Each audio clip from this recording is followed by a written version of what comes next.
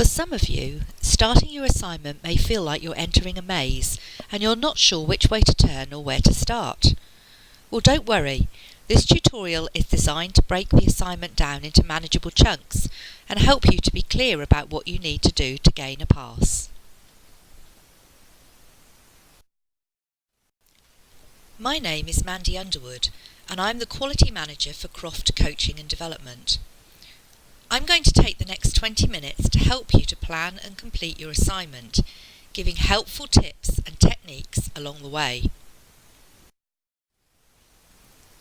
We're going to cover 4 distinct areas: what assessors look for when marking and how to gain a higher mark, the style of writing used for a report and what's contained in the report, technical terms you'll come across in the assessment criteria, and finally help and resource available to you during your assignment. So what do assessors look for?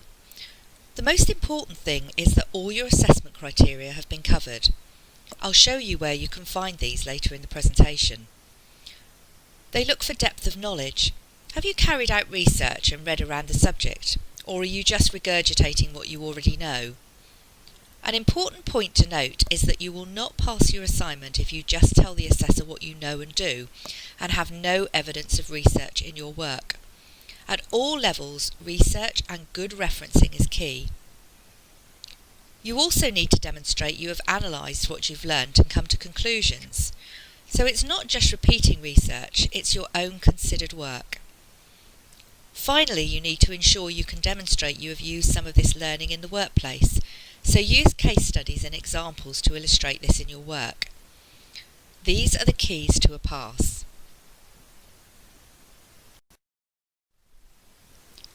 Completing an assignment represents a large investment of both your time and effort, so it's understandable that you want to do your best.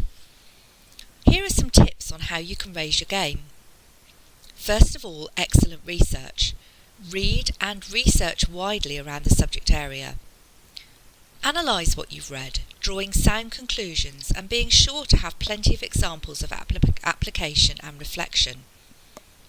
Consider the quality of your report writing. Be sure to use a good layout, make it interesting, and most of all use spell check and grammar.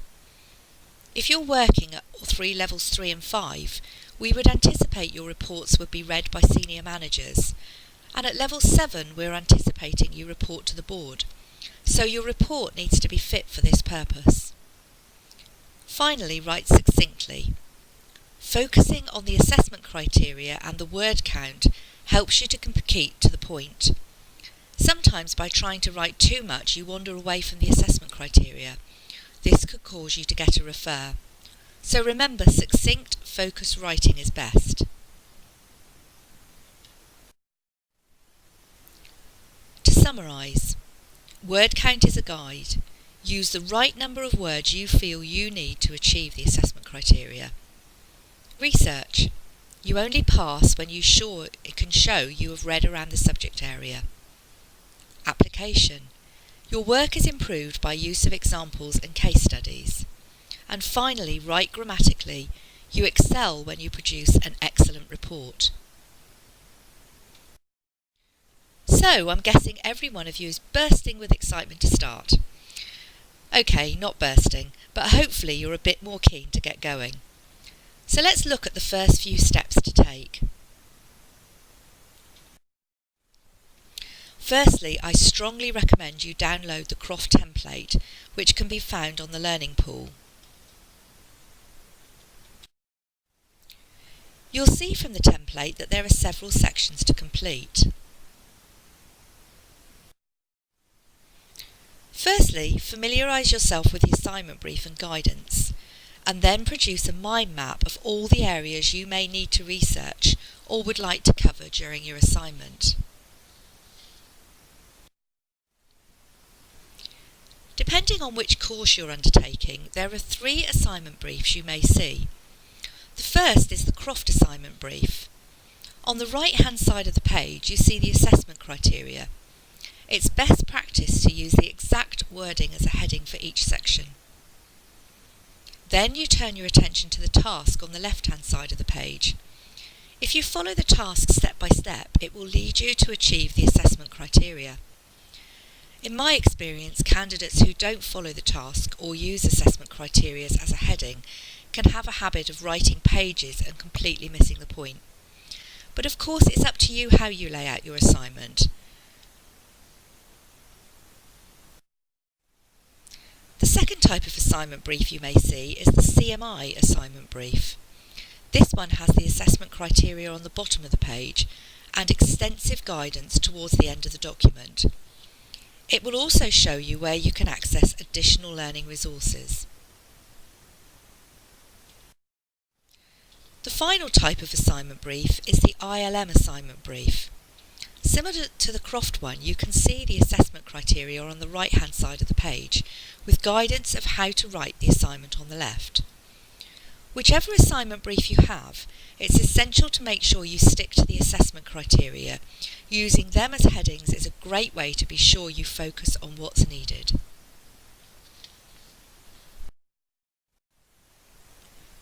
Another important aspect of writing your report is to ensure there's flow in the work. It helps the assessor if you can give context to each section at the beginning and give a short conclusion at the end. For example, you might say, "This section will focus on a product I undertook 3 months ago when my role was project manager. The project was to reduce costs by 15% across the personnel department." It's also important to focus on the key words in the assessment criteria. These are words such as evaluate, assess, critically review. Each one has a different meaning, and this will affect the type of answer you give. We'll look at this in more depth later in the presentation.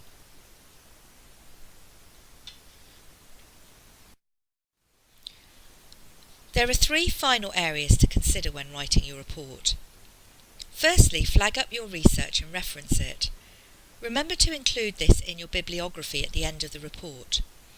From the research, you'll be expected to analyse what you've learnt, apply it to your work where possible, draw conclusions from the application, and make recommendations for future improvement. As shown on the earlier slide, the focus of how you answer the questions will depend on the wording of the assessment criteria. Some of your research should be primary research, for example, feedback you've gathered, diagnostics you've run, or appraisals of situations you've formed. Secondary research, for example, what you've learnt from reading the internet, journals, videos, e-learning, etc., is also important to carry out and document. Finally, a note on quoting direct from documents you've used in your research. It's acceptable for you to use quotes, diagrams and short excerpts as long as you reference the source. But cutting and pasting large chunks of work into your assignment is known as plagiarism, and this is prohibited. You will most certainly receive a refer if this is found in your work.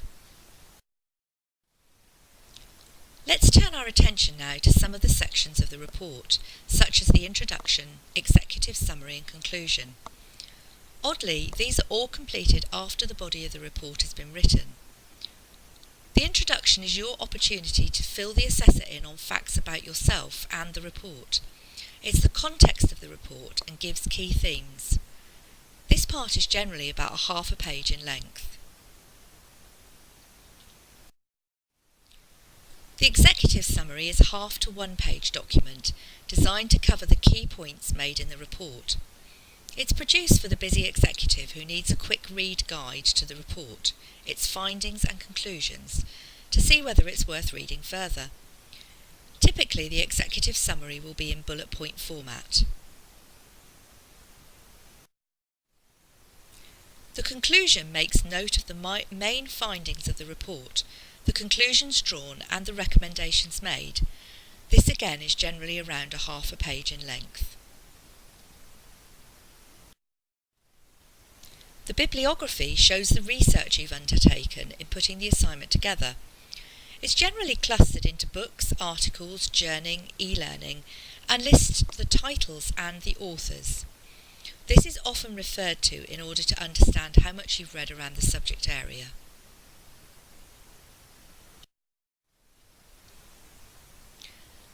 Appendices are less likely at level 3, but often necessary when you're writing at level 5 and 7. These simple tips can help you to ensure you include just the right number. Appendices are useful when they provide the relevant background information or statistics. For example, a summary of feedback questionnaires would be great in the appendix, with key findings in the report. It's best if you can try and keep all your work in one file, so try where possible to include appendices at the end of your report. Be careful to ensure all the main information is in the report. Students from time to time include critical information in the appendices, and this can result in a refer, if it's not clear to the assessor where to find the information. Avoid including appendices which are general documents, for example your organisation's strategy or all the feedback sheets from a survey. This is too much detail. It's far better to include summaries or excerpts in the appendices if needed. So to summarise the second section, use the croft template and refer to the assignment brief for the assessment criteria and the task. Brainstorm the contents of your report first. Include primary and secondary research, ensuring you analyse your research, apply it to your workplace, draw conclusions and make recommendations. Write the body of your report first, finishing with the introduction and executive summary. Using appendices widely and only include what is essential additional information.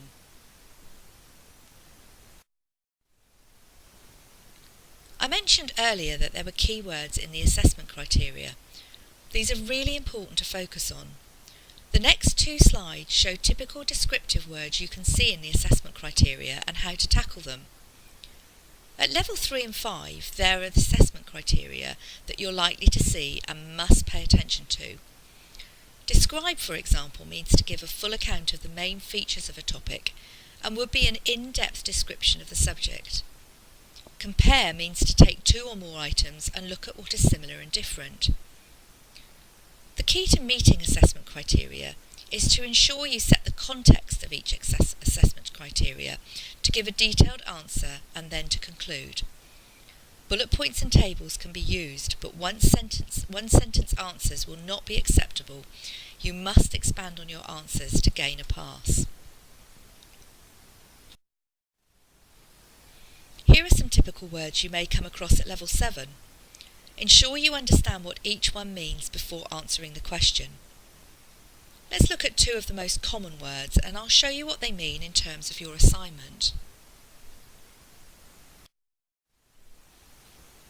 When you see the word evaluate in the assessment criteria, this is the type of response they'd be expecting within your report. For example, if the assignment brief said evaluate your organisation's strategy, the assessor would expect to see you had carried out research to understand what an effective strategy should look like. They would expect for you to draw positive points and negative points about the strategy, and then to make a conclusion on your views about the strategy, making any comments about what action may be needed. By contrast, if the assessment criteria says analyse, this means you need to break something down into detail and examine it. You may find possible causes for problems and you'll certainly draw conclusions and perhaps make recommendations. For example, analyse your recruitment and selection procedures. This would mean you'd carry out some research to find out what effective recruitment and selection procedures include. You'd find a copy of your own procedures and break them down into stages. It's likely you'll see where some of the problems in recruitment and selection occur, and then you would draw conclusions and make your recommendations.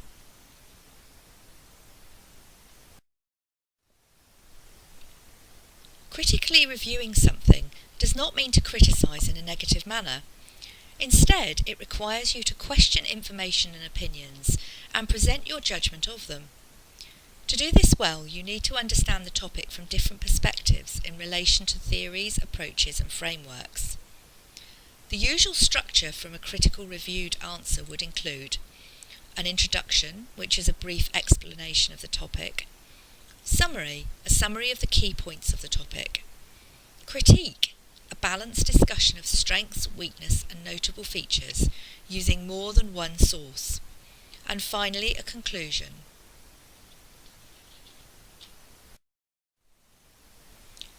In this final section, I'll share with you the resources which are available to give you extra help if you are still in need.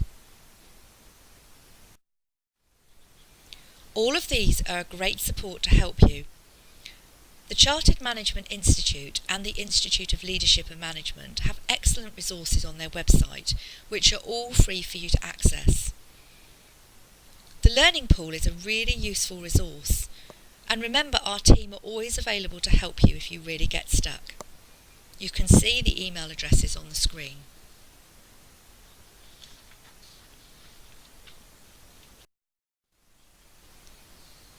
At Croft, we recognise that you can experience all sorts of personal issues during the time you are studying for your qualification.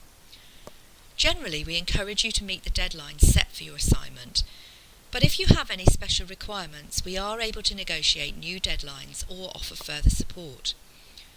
We'd rather know sooner than later, so please let us know immediately if you need help and support. On a final note, we recognise procrastination can get the better of all of us. So why not get started right now? Just download the template or start your brainstorm. Don't put it off. You'll feel so much better. So let me leave you with a summary of this report writing guide. I hope you've enjoyed the presentation and that it will help you to get started with confidence. Thank you for your time.